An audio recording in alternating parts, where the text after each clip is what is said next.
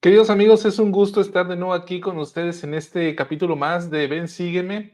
Hoy vamos a estudiar los capítulos 20 al 25 del segundo libro de Nefi. En el manual de Ven, sígueme se intitula la clase Nos regocijamos en Cristo y corresponde a la semana del 4 al 10 de marzo. Es un gusto que nos acompañen. La verdad es que gozamos mucho de los comentarios que nos dejan por aquí.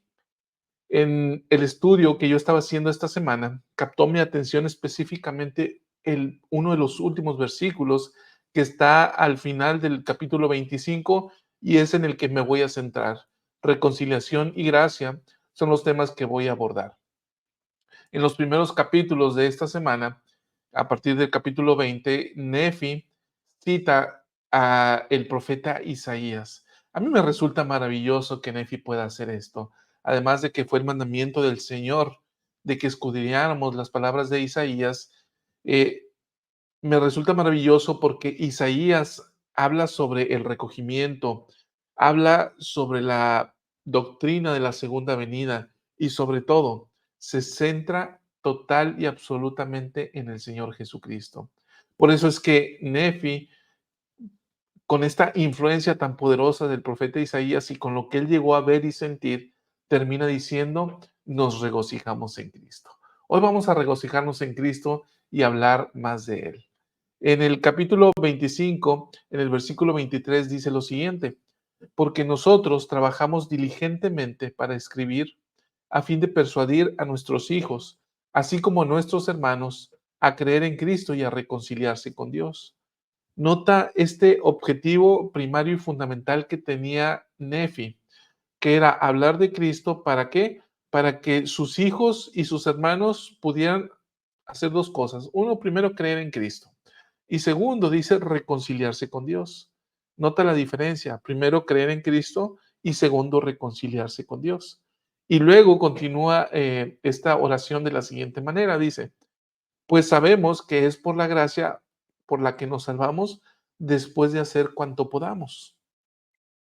Es decir, primero establece que es necesario creer en Cristo para reconciliarnos con Dios y después Nefi señala que una vez reconciliados con Dios, nos llegamos a salvar a través de la gracia de Jesucristo, pero luego apunta a algo muy especial. Dice, después de hacer cuanto podamos. Entonces ve el orden, ¿no?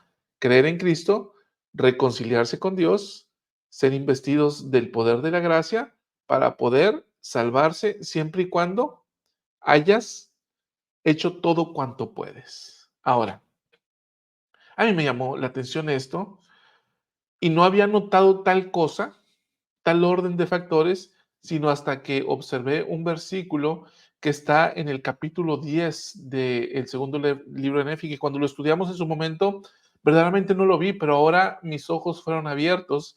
Y aquí dice lo siguiente, dice, por tanto, mis amados hermanos, reconciliaos con la voluntad de Dios y no con la voluntad del diablo y la carne, y recordad después de haberos reconciliado con Dios, que tan solo en la gracia de Dios y por ella sois salvos. Ve el orden otra vez, y aquí lo deja de una manera literal, expuesto muy claramente, porque dice, después de haberos reconciliado con Dios, podréis ser salvos a través de la gracia de Dios. Entonces, ¿cómo es esto? ¿Por qué es necesario que nos reconciliemos con Dios para poder acceder a los poderes de la gracia? Mira lo que enseña el propio libro de Mormón en este versículo que estamos leyendo. Dice, así pues, Dios os levante de la muerte por el poder de la resurrección y también de la muerte eterna por el poder de la expiación, ve cómo es que señala dos tipos de poderes, uno que atañe a la resurrección y otro que atañe a una muerte eterna, para la cual es necesario acceder a la expiación de Cristo. Entonces, las cosas que nos hacen estar lejos del Padre, pues se refieren uno a una muerte física y dos a una muerte espiritual. Ahora, cuando piensas en reconciliarse, ¿qué viene a tu mente? ¿Qué es lo que primordialmente tú puedes encontrar a través del Espíritu al pensar en ser reconciliado? Si nosotros nos ponemos a pensar en la palabra reconciliación, vamos a encontrar que reconciliar, de acuerdo con el manual de instituto, perdón, de seminario, dice, reconciliar puede significar poner en armonía, ¿sí? Cuando nosotros nos reconciliamos con alguien es porque estamos en armonía. Si yo no estoy reconciliado con alguien después de haber tenido una desaveniencia, no puede haber armonía. Piensa un momento, ¿por qué nosotros no podemos permanecer en la presencia de Dios no siendo puros? Vas a decir, bueno, porque nada impuro puede morar en la presencia de Dios, lo cual es cierto. Pero ¿por qué no hay algo, por qué algo impuro no puede morar en la presencia de Dios? Ciertamente Dios es puro y santo, y Él no puede aceptar el pecado con el más mínimo grado de tolerancia. Pero la razón, queridos amigos, es que tiene que haber unidad y llegar a ser uno como el Padre y como el Hijo. Y para que haya esa unidad entre nosotros y Dios, tenemos que estar en armonía. Y para estar en armonía, tenemos que ser así como Dios es. Tenemos que ser el tipo de ser que Él es. Tenemos que vivir el tipo de ley que Él vive. Tenemos que desear vivir como Él vive y estar donde Él está. Entonces, reconciliarse con Dios significa ponerse en armonía con la voluntad de Dios. El Señor mismo dijo que Él no vino a hacer su voluntad, sino que vino a hacer la voluntad de su Padre. Entonces, reconciliarse con Dios significa estar en sintonía espiritual con todas las leyes y los mandamientos de Dios y con la voluntad de Él. Dice entonces en las Escrituras que es necesario que nos reconciliemos con el Padre. ¿Y cómo lo hacemos? Lo hacemos a través del Hijo. ¿Cómo? Porque el Hijo nos da, primero, la posibilidad de resucitar y obtener un cuerpo inmortal, porque un ser mortal no puede permanecer en la presencia de Dios. Y dos, nos ayuda a vencer aquellas, aquellos pecados o aquello que nos aleja de la presencia de Dios. Ahora, en 2 de Corintios capítulo 5 dice lo siguiente. Dice, de modo que si alguno está en Cristo, nueva criatura es. Las cosas viejas pasaron. He aquí todas son hechas nuevas. Piensa un momento. Si nosotros entonces acudimos a Cristo, ¿nos hemos convertido en una nueva criatura? ¿Y las cosas viejas quedaron atrás? Porque eso es lo que nos exige el discipulado, llegar a ser una nueva criatura. Continúa diciendo aquí el apóstol Pablo. Dice, y todo esto proviene de Dios, quien nos reconcilió consigo mismo por medio de Cristo y nos dio el ministerio de la reconciliación. Entonces alguien válidamente podría pensar, bueno, entonces, ¿por qué Dios nos colocó en una situación tal que no estamos reconciliados con Él o no estamos en armonía con Él? Bueno, dentro de la omnisciencia del plan que Él nos presentó, nos ofrece a su Hijo, porque de tal manera amó Dios al mundo, para que todo aquel que en Él crea no se pierda, mas tenga vida eterna. Nos da a su Hijo para que a través de Él podamos reconciliarnos con Él. Y entonces nos dice, Dios, nos explica el apóstol Pablo, nos reconcilia consigo mismo por medio de Cristo. Entonces continúa enseñando el apóstol Pablo. Dice, que Dios estaba en Cristo reconciliando consigo al mundo, no tomándoles en cuenta sus pecados. Esta última frase me llama poderosamente la atención, porque en mi punto de vista sintetiza Esta doctrina de la reconciliación, ¿qué es la doctrina de la reconciliación? Es no tomar en cuenta nuestros pecados. Pero ¿cómo es esto posible? A través de los méritos, la misericordia y la gracia de nuestro Señor Jesucristo. Ahora, cuando yo estaba reflexionando sobre estos puntos, vino a mi mente ir a la guía de estudio de las Escrituras. Y para mi sorpresa, encontré algo que no esperaba, verdaderamente no lo esperaba. Y es algo relacionado con la definición de expiación, que fue la palabra que fui a buscar. Y ahí que encontré el primer enunciado. ¿Qué es la expiación? Y lo define así, la reconciliación del hombre con Dios. Entonces, ¿quién llevó a cabo el sacrificio expiatorio? Jesucristo. ¿Qué hace la expiación? Reconcilia al hombre con Dios. Por eso dice el apóstol Pablo que Dios reconcilia al hombre consigo mismo a través del Hijo. Y por eso nos mandó al Hijo para que pudiéramos reconciliarnos o ponernos en armonía con Él. Continúa diciendo en la guía de estudio de las Escrituras. En el contexto de las Escrituras, expiar significa padecer el castigo del pecado. Eso lo hizo Cristo. Continúo leyendo. Eliminando así los efectos del pecado, del pecador arrepentido y permitiéndole reconciliarse con Dios. Entonces, ¿cómo es posible que nosotros podamos reconciliarnos con Dios? Aquí lo dice muy claramente, ¿no? Porque a través de Cristo se eliminan los efectos del pecado y sus consecuencias. De tal manera que dice el Señor, yo el Señor no los recuerdo más.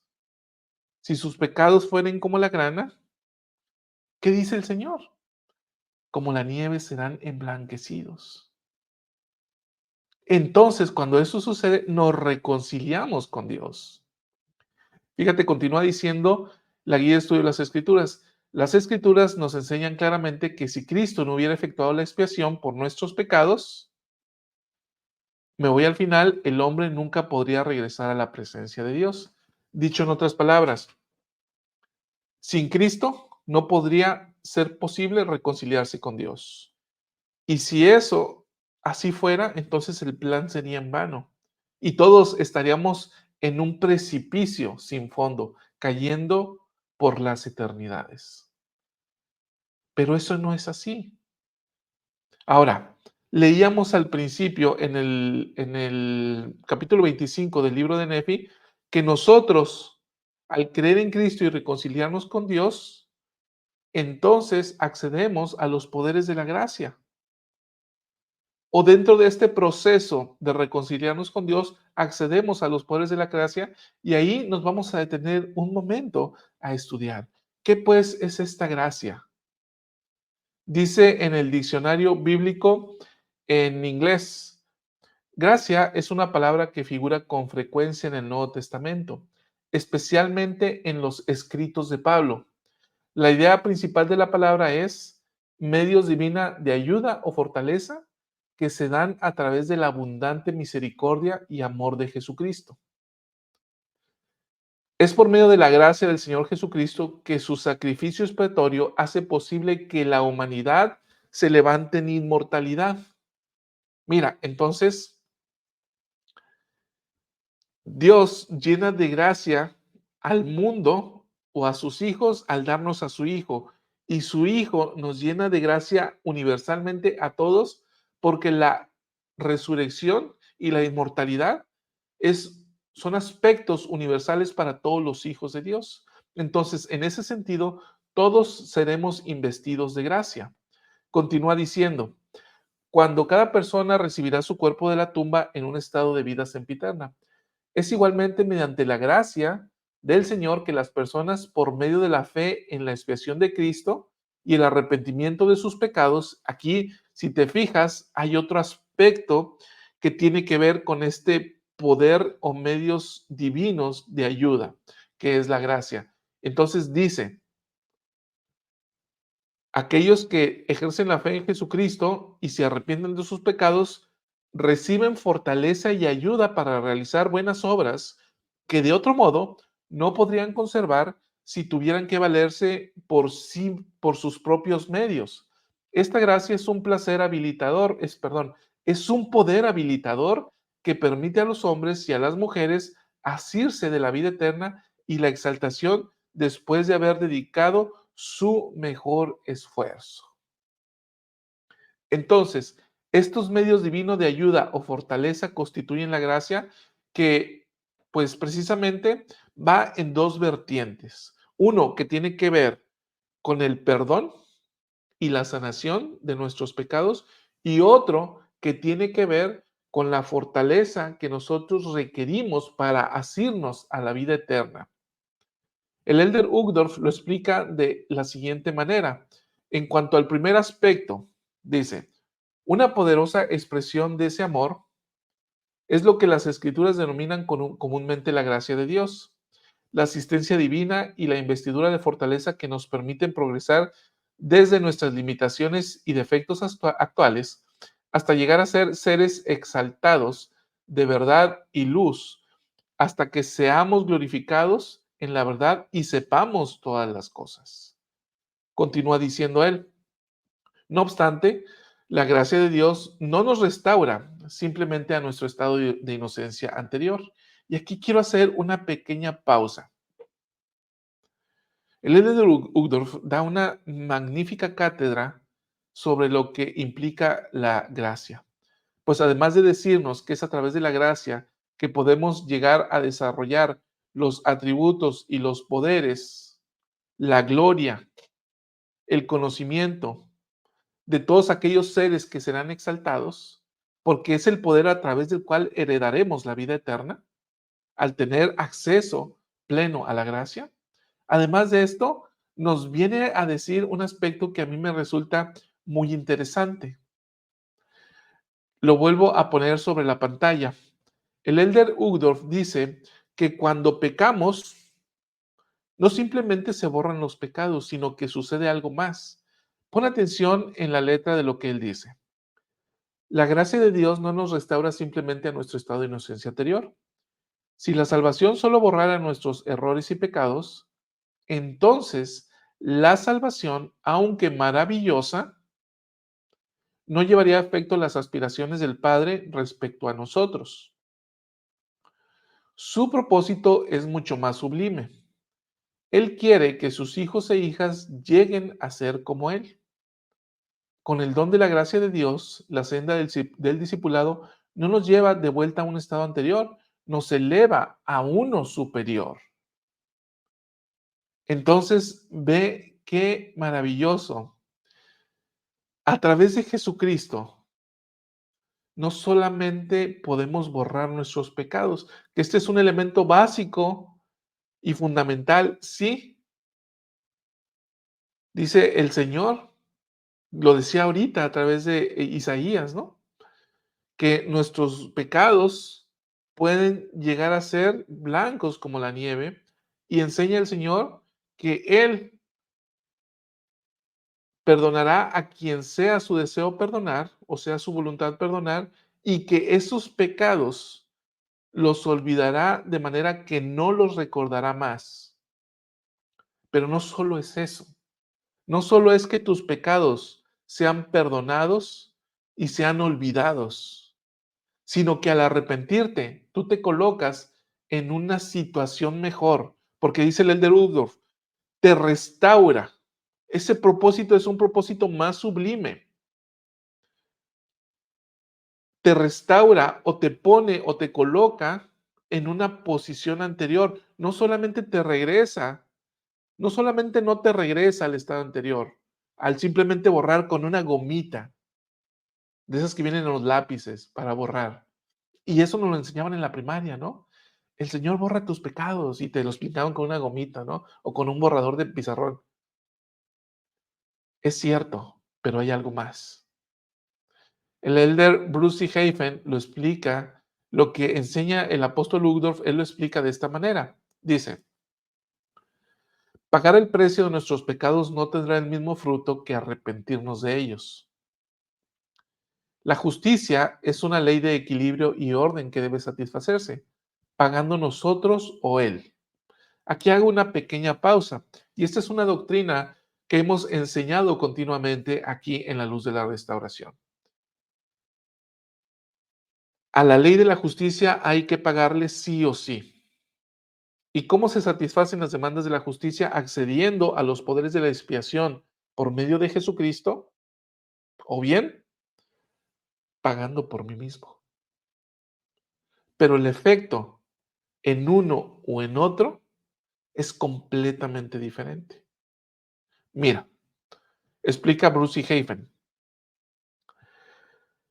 Pero si rechazamos la invitación que nos extiende el Salvador de permitirle llevar nuestros pecados y después nosotros mismos satisfacemos la justicia, no habremos experimentado la rehabilitación completa que puede acontecer por medio de una combinación de ayuda divina y arrepentimiento sincero.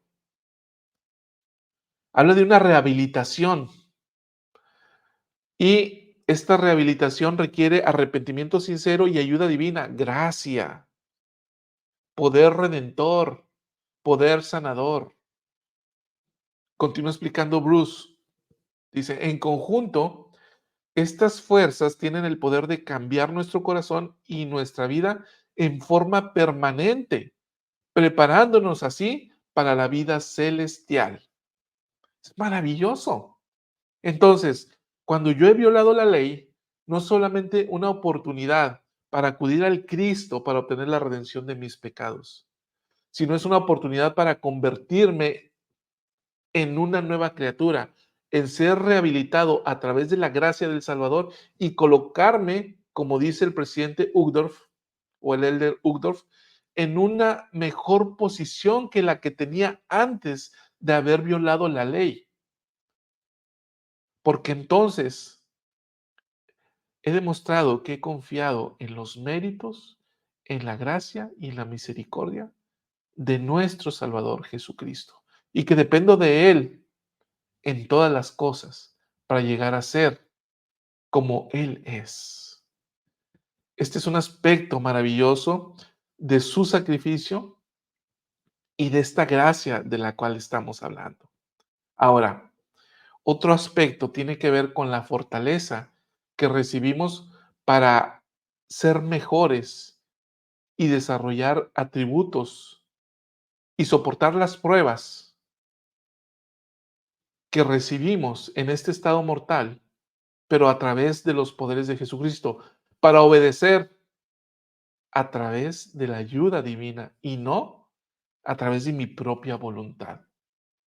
Dice el presidente o el elder Uchtdorf, Dios derrama bendiciones de poder y fortaleza que nos habilitan para lograr lo que de otro modo no estaría a nuestro alcance. La gracia de Dios nos concede bendiciones temporales y dones espirituales que aumentan nuestras habilidades y enriquecen nuestra vida. Su gracia nos refina y ayuda a alcanzar nuestro potencial. Entonces nota que aquí el elder Uchtdorf ya no está hablando de perdón, redención, sino está hablando de poderes divinos que te fortalecen y te habilitan para desarrollar ciertas cosas o para llevar a cabo ciertas tareas o actividades. El elder David Abednar del Quórum de los 12, un discurso que analizamos recientemente aquí en el canal, enseña lo siguiente. La gracia es la ayuda divina o la ayuda celestial que cada uno de nosotros necesita desesperadamente para hacerse merecedor del reino celestial. Por consiguiente, el poder habilitador de la expiación nos fortalece para hacer el bien y ser benignos y para servir más allá de nuestro propio deseo personal y de nuestra capacidad natural. ¿No es esto maravilloso? Y así entonces Jesucristo se convierte no solamente en una fuente de redención, de sanación y de paz, sino se convierte en la fuente de fortaleza. Dice, todo lo puedo en Cristo que me fortalece. Me fortalece para hacer el bien más allá de lo que yo con mis propias fuerzas podría hacerlo.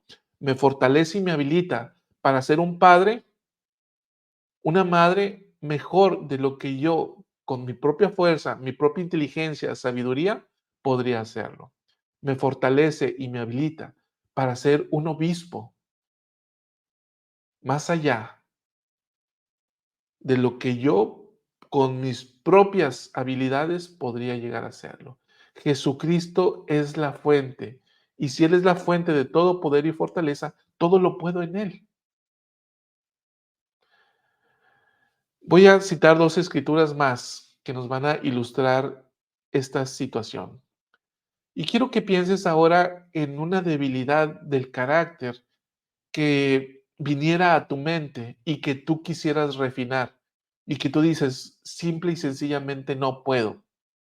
¿Te ha pasado que alguna vez dices, quiero ser más humilde, pero no puedo? Quiero enojarme menos con mi esposa o con mi esposo, pero simple y sencillamente no puedo. No puedo controlar mi ira. Pierdo la paciencia muy rápido. Bueno, dice en el libro de Éter lo siguiente: y si los hombres vienen a mí, les mostraré su debilidad. Doy a los hombres debilidad para que sean humildes. Y basta mi gracia a todos los hombres que se humillan ante mí, porque si se humillan ante mí y tienen fe en mí, entonces haré que las cosas débiles sean fuertes para ellos. Dejo el texto de este versículo sobre la pantalla para que voltees y lo veas y ven el tercer renglón justo en medio, donde dice, y basta mi gracia a todos los hombres, porque si se humillan ante mí, haré que esas debilidades, esa debilidad que vino a tu mente va a ser una fuente de fortaleza. ¿Cómo se logra este efecto? Se logra a través de acudir al Señor para ejercer correctamente el albedrío moral con propósitos justos, honestos, dignos y virtuosos. Entonces llegamos a ser y llegamos a desarrollar nuestro carácter, nos refinamos espiritualmente y llegamos a ser más parecidos al Cristo, más llenos de amor, de paciencia, de mansedumbre, de humildad, de amor sincero, despojándonos de todo deseo egoísta. Y llegamos a amar al Padre con todo nuestro corazón, alma, mente y fuerza.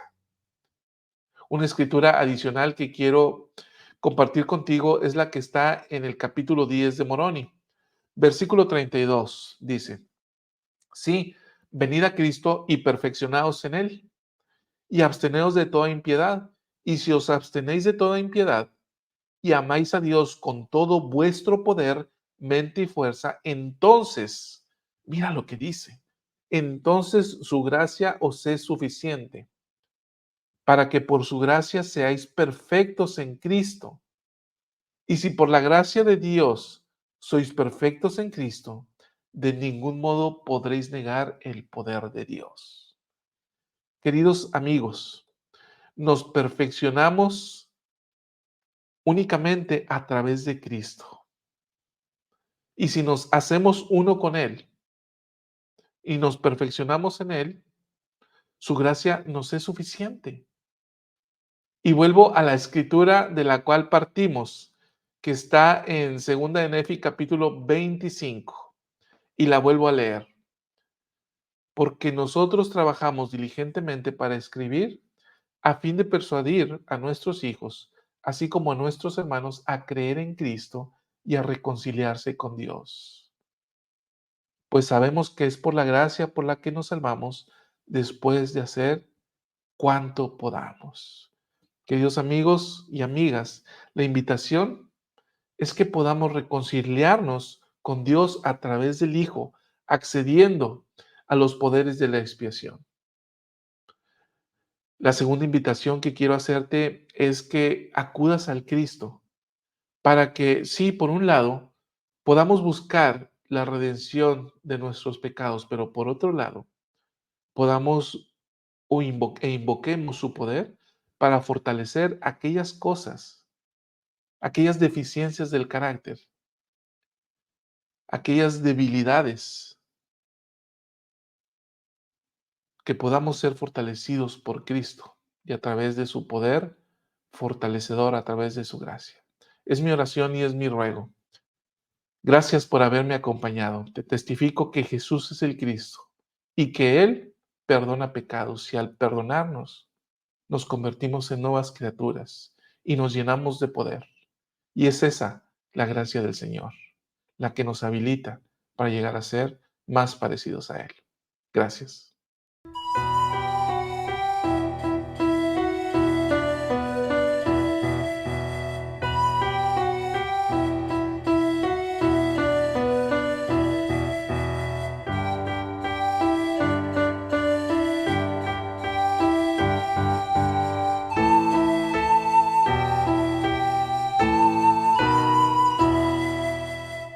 En esta semana aprenderemos de segundo Nefi 20 al 25 las palabras de Isaías. Ya hemos aprendido en el libro de Mormón bastante acerca de la forma de escribir de Isaías, pero en el capítulo 25, Nefi hace algunas observaciones que son importantes que nosotros consideremos. Una, en cuanto al por qué a veces puede llegar a ser poco comprensible para nosotros Isaías, y dos, por qué entonces valdría la pena estudiarlo. Y vamos directamente a esta parte. En segundo Nefi 25, vamos a leer el versículo 5, 7 y 8.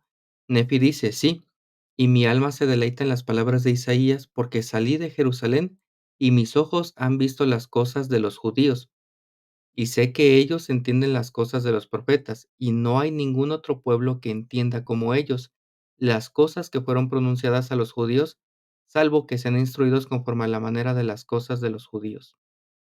Entonces, analizando este primer versículo, entendemos que la manera de profetizar de los judíos es bastante particular, y para poder entenderlo requerimos conocer cómo es que ellos escribían, cómo es que ellos profetizaban.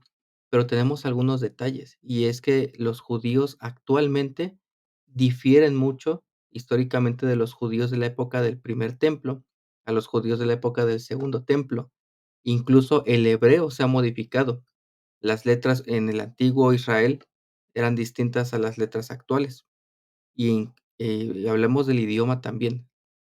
Por ejemplo, en el español, si nosotros quisiéramos viajar en el tiempo y pudiéramos hacerlo y llegáramos a la España de la Edad Media, sería prácticamente imposible que nos pudiéramos comunicar con las personas de hace 500 años.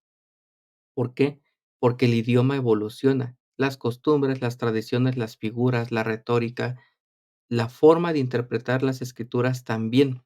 Entonces, puede ser un poco, complicado el tratar de entender completamente a qué se refería Nefi con la manera de enseñar de los judíos, puesto que si quisiéramos tratar de entenderlo, tenemos 2 opciones: tratar de conocer, las escrituras de Isaías a la luz de las enseñanzas judías actuales, o bien tratar de regresarnos en la historia con la evidencia de esa época. En ambas cosas no terminaríamos de comprender del todo. Sin embargo, recordemos que el Libro de Mormón se escribió para nuestra época, y aquí Nefi nos da un poco más de contexto de por qué leer Isaías. Mas he aquí, procedo con mi propia profecía, de acuerdo con mi claridad, en la que sé que nadie puede errar. Sin embargo, en los días en que se cumplan las profecías de Isaías, en la época que se realicen, los hombres sabrán de seguro. Entonces, aquí básicamente tenemos 2 parámetros, 2 cosas que nos hacen saber que vale la pena conocer las palabras de Isaías. Una, porque Nefi nos está proveyendo de una interpretación más clara, ya no a la forma de los judíos, sino de acuerdo con su claridad.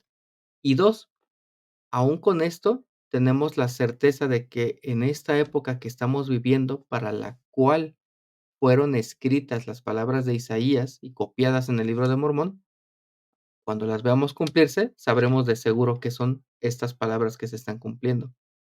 Por tanto, son de valor a los hijos de los hombres, y a los que suponen que no lo son, yo hablaré más particularmente, y limitaré mis palabras a mi propio pueblo, porque sé que serán de gran valor para ellos en los postreros días, porque entonces las entenderán. Por consiguiente, es para su bien que las he escrito. Nefi nos está diciendo que incluso está copiando las palabras de Isaías y las está interpretando no para el pueblo de Nefi, de esta época de 540 antes de Cristo, sino para nuestra época, en que se iban a traducir en el Libro de Mormón. Entonces, tanto por medio de la interpretación de Nefi, como a través del propio cumplimiento de las profecías, las palabras de Isaías son para nosotros, de gran valor. Y ahora vamos a ver algunas de ellas desde un contexto diferente. No vamos a tratar de entender cómo se van a cumplir. Es un poco complicado el tratar de buscarle una explicación de acuerdo a nuestro entendimiento actual. Equivaldría tal vez a que nosotros tomáramos hoy en día una computadora moderna, viajáramos a los 1800, tal vez, esta época en la que había carretas, caballos, muy poca electricidad, si no es que nula, y entonces le pidiéramos a los mejores científicos de la época que nos explicaran cómo funciona esa computadora. No podrían, aún los mejores. ¿Por qué? Porque los principios, la parte técnica no estaba dada en esa época. Entonces, más que tratar de entender cómo se van a cumplir, vamos a tener el contexto de cómo nosotros podemos ser parte del cumplimiento de estas profecías, qué nos calificaría para estar dentro del pueblo del convenio. Y entonces, si vamos a Isaías nuevamente, vamos a ver. Primero, en segundo Nefi 21:3, hay de aquellos que establecen decretos injustos y ponen por escrito la opresión que prescriben, para apartar del juicio a los necesitados y para quitar el derecho a los pobres de mi pueblo, para que las viudas sean su presa y para robar a los huérfanos. ¿Y qué haréis en el día de la visitación y en la desolación que vendrá de lejos? ¿A quién iréis para que os ayude? ¿En dónde dejaréis vuestra gloria? Y se nos pueden venir muchas cosas tal vez a la mente, decretos injustos, hacer la injusticia sobre los vulnerables y escudarnos en nuestro poder y gloria actual. El mundo da una gloria falsa, que puede ser en forma de títulos universitarios, en forma de dinero, en forma de un trabajo, en forma de una posición, incluso en forma de un llamamiento.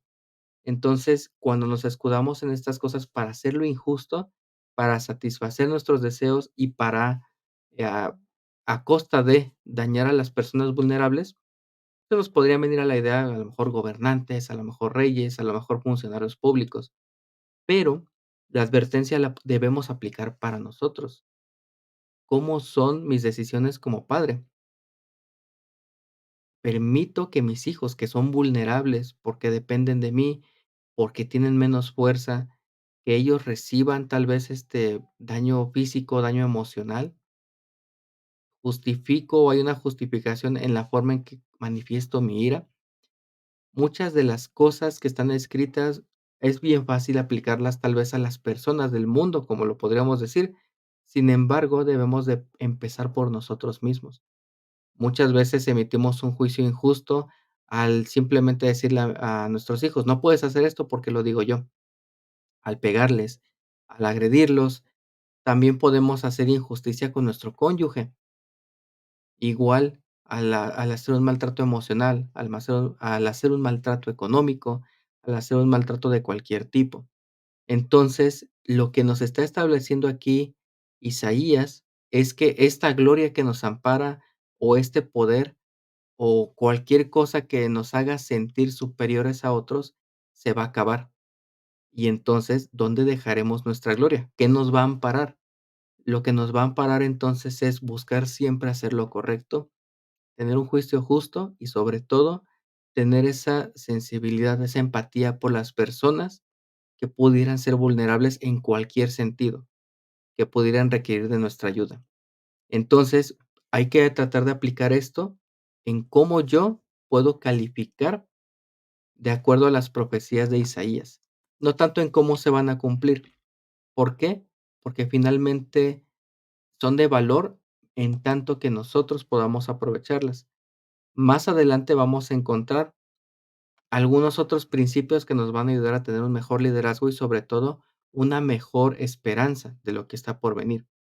En el versículo 15 del capítulo 20 dice: "Se jactará el hacha contra aquel que con ella corta, se exaltará la sierra contra el que la mueve, como si se enalteciese la vara contra aquel que la levanta, o se engrandeciese el bastón como si no fuera palo". Todos estos elementos que menciona Isaías son herramientas. Muchas veces nosotros al trabajar en la obra del Señor directamente o indirectamente, por ejemplo, al crear una familia, al tener un empleo, al buscar ser autosuficiente o al servir en un llamamiento, puede llegar a llegar ese sentimiento de orgullo por cualquier éxito que podamos tener, pero debemos siempre tener presente que este éxito viene con nosotros como una herramienta en la obra. Entonces, como esta herramienta que no se enaltece por sobre su maestro, nosotros debemos ser conscientes de que somos dignos, y a lo mejor en esta parte ser agradecidos, ser humildes, en que somos dignos de poder ser considerados una herramienta. Versículo 20 dice: "Y sucederá en aquel día que el resto de Israel y los que hayan escapado de la casa de Jacob nunca más se apoyarán en aquel que los hirió, sino que se apoyarán con verdad en el Señor, el Santo de Israel. El resto retornará, sí, el resto de Jacob al Dios fuerte". Y entonces aquí ya nos comienza a dar esperanza y nos comienza a dar profecías en cuanto a contexto, sí, histórico. ¿Por qué? Porque Israel salió del cautiverio de Babilonia en algún momento. Israel volvió a erigir su templo, y esto es historia, pero también estas profecías tienen un cumplimiento dual hacia la segunda venida. Y entonces, la promesa es, si yo me mantengo fiel a los convenios, busco ser más como el Salvador, llegará un mundo en el que podré disfrutar de un mundo regido bajo el Señor, no bajo lo que hoy se rige.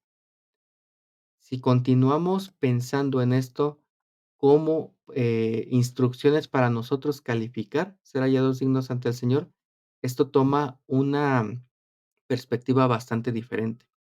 ¿Por qué lo estamos viendo de esta manera?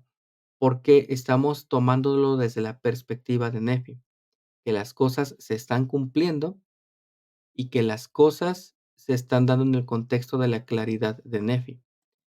Más adelante encontraremos algunas otras escrituras que nos brindan esperanza. En segundo Nefi 21, 12 y 13 dice: "Y levantará estandarte a las naciones, y congregará a los desterrados de Israel, y reunirá a los dispersos de Judá de los cuatro cabos de la tierra. La envidia de Efraín también se disipará, y los enemigos de Judá serán talados. Efraín no envidiará a Judá, ni Judá hostigará a Efraín". Y entonces ya estamos hablando más claramente de la época milenaria. Habrá un estandarte para las naciones, y las naciones en las Escrituras tienen este sentido de todos los pueblos que no son originarios de la casa de Israel o gentiles. Entonces, ya se está hablando de un recogimiento tanto de la casa de Israel, los desterrados, los descendientes de las tribus, como de todos los gentiles dispuestos a hacer convenios con Dios. El evangelio deja de ser cerrado. E insisto en que estamos en el Antiguo Testamento, palabras de Isaías. Se está considerando no solo a la nación judía, sino al mundo entero, con esta posibilidad de ir y hacer convenios y ser recogidos de los cuatro cabos de la tierra. Pero aquí viene una reseña histórica más interesante aún, porque habla de que habrá una reconciliación entre Judá y Efraín. Estos dos grupos, que fueron la separación de las 10 tribus, que se convirtió en el reino del norte, de Judá, que tomó la parte en Jerusalén, ha habido una rivalidad histórica. Incluso comenzó a haber templos que rivalizaban. Hubo templos en Samaria, en Elefantina, a la par del templo de Jerusalén. Había una competencia, había una enemistad entre el remanente que se conoció como Efraín y el remanente que se conoció como Judá. Parece que esto históricamente fue irreconciliable. En la época de Cristo también estaba esta enemistad entre estos reinos. Cada quien incluso desarrolló su propio idioma, prevaleciendo en Judá el hebreo, en la parte del norte el arameo, muy parecidos los idiomas, pero ya comenzaban a tener estas diferencias que trataban de cada quien reivindicarse como los adoradores genuinos. Hoy en día podemos conocer un poco más en cuanto a las tribus y podemos tener esperanza en que Cristo unirá todas las cosas en una. Será restaurada la tribu de Judá, será restaurado Efraín y las 10 tribus. Y entonces no habrá más enemistad. Estaremos adorando a Cristo, al Padre, de una sola forma. Obviamente, esto ya es un proceso que desde la época de la restauración comenzó a correr. Y ahora, ¿qué nos corresponde a nosotros? Preparar nuestro corazón para poder aceptar, y primero la corrección, también el poder aceptar a personas diferentes a nosotros y el poder, convivir con estas diferencias, diferencias que nos hacen únicos a cada quien. Y entonces, esta parte la podemos aplicar desde nuestro hogar, el asumir que nuestros hijos, nuestra familia, las personas en nuestro barrio tienen gustos diferentes, carácter diferente, forma de liderar diferente.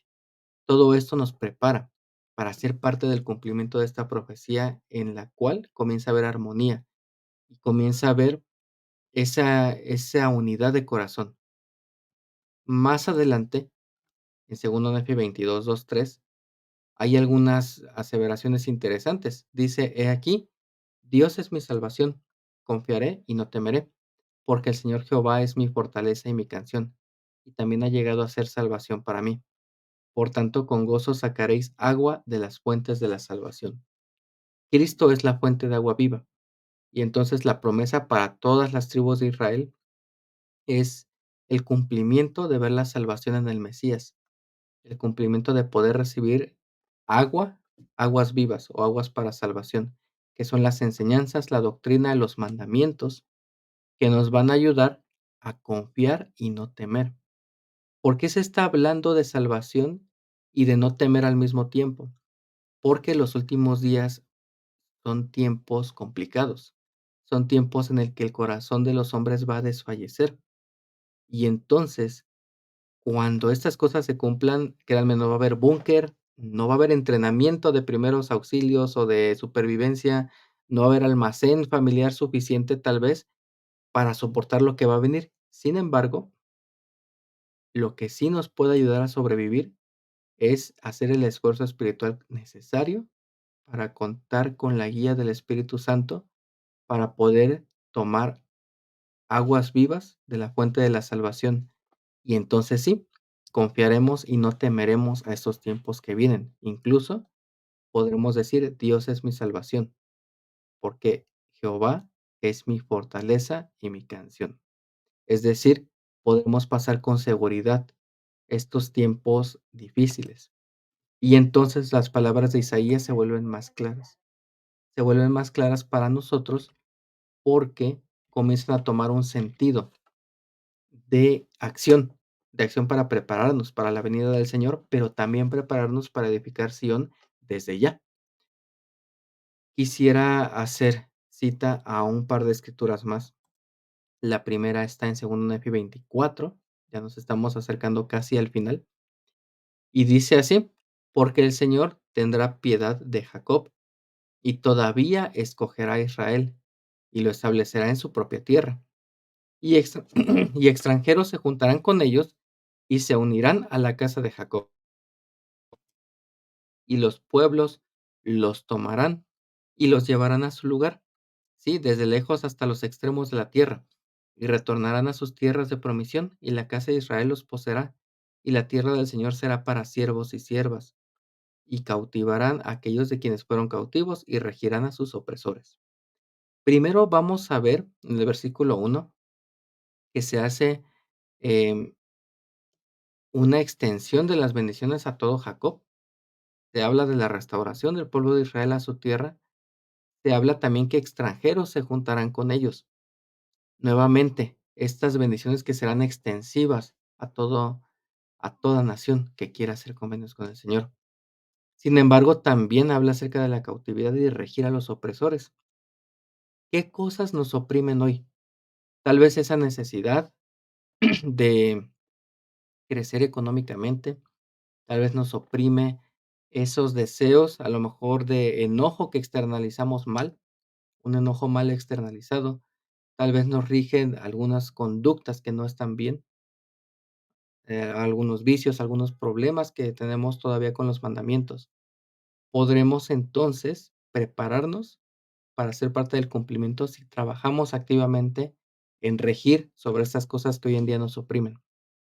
Recordemos que muchas veces se habla de Babilonia, porque en su momento Babilonia era un enemigo natural de Israel, era una amenaza política y militar sobre Israel, pero Babilonia también representa la maldad, el mundo y todo lo que gira en torno a esto. Luchas de poder, luchas de clases, luchas de políticas, luchas económicas, toda la maldad que hay, la corrupción. Entonces, si nosotros nos esforzamos por hoy regir esta mala influencia, estos malos hábitos, estas malas acciones en nuestra vida, estaremos dando paso a esta profecía desde ya. De la misma manera, en según Nefi 24, versículo 4 y 12, podemos ver esta dualidad. No estamos hablando de una de solamente decir Israel va a conquistar militarmente o políticamente a otras naciones. Estamos hablando de que muchas comparaciones en Isaías tienen un doble significado. Y aquí vemos este ejemplo. Y acontecerá en aquel día que tomarás este proverbio contra el rey de Babilonia y dirás, ¿cómo ha cesado el opresor? ¿Cómo ha fenecido la ciudad de oro? Babilonia, su rey, eran los que oprimían a Israel como nación, política y militarmente. Pero en el 12, mismo capítulo, misma serie de comentarios, cambia completamente. Dice, ¿cómo caíste del cielo, oh Lucifer, hijo de la mañana? Has sido cortado hasta el suelo, tú que debilitabas a las naciones. Y aquí vemos esta dualidad. Se compara a Babilonia y a su rey con Lucifer y su reino. Y aquí toma todo el sentido del mundo de que la victoria de Israel no debe ser una victoria militar ganada con balas, con bombas, con fuerza. De hecho, debe ser el propio converso que ha hecho convenios con el Señor gane esta batalla espiritual por encima de toda la maldad que lo oprimía. ¿Cuántas veces no nos sentimos como Nefi en su momento se sintió asediados por la maldad, asediados por todo lo que nos rodea? Y entonces Isaías se convierte en un mensaje de esperanza en que las cosas van a estar mejor, pero también en un mensaje dual de mandamientos, de que nos preparemos para que se cumplan. Sé que en una medida, tal vez no perfecta, pero sí significativa, se pueden cumplir en nuestra vida. Y esto lo comparto en el nombre de Jesucristo.